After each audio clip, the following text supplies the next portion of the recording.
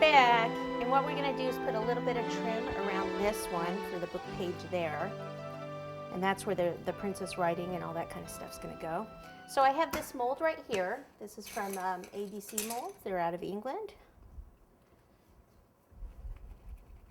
And I'm just going to take some of my fondant, and I usually just roll it into a cord like this and then press it in. This is how I like to do it. That way I push all the excess that away, and I don't have a lot of stuff over on the sides. Some people like to roll it in there and then take, you know, a spatula or something and cut the rest off. It's just not my favorite way of doing it. It's not like you can't do it in a different way, but this is my video, so this is my way, right? Mm-hmm. Mm-hmm.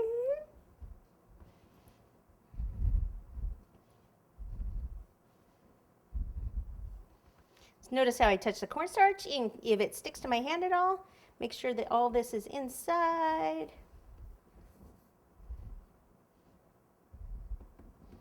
And then what we want to do is actually flip it over, flex the mold, like so. So I don't really want to be stretching the fondant too much. So see how I'm actually stretching, guess my hand's in the way, pulling on the mold, pull back on the mold like that. So I will put this, oh my gosh, this is like the perfect size. Unbelievable.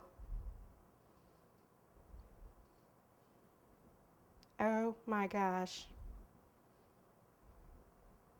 Amazing. Amazing.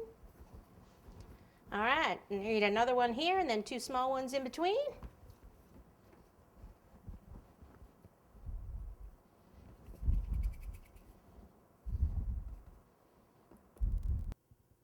This I'm trying to be careful not to hit the buttercream in the wrong spot, because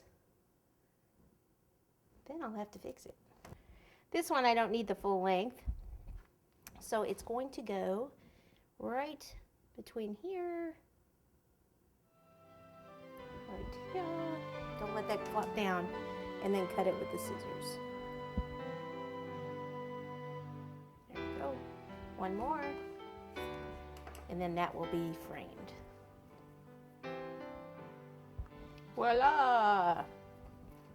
Okay, let me get the chocolate pieces and then some dusting powders, and we'll start working on those details.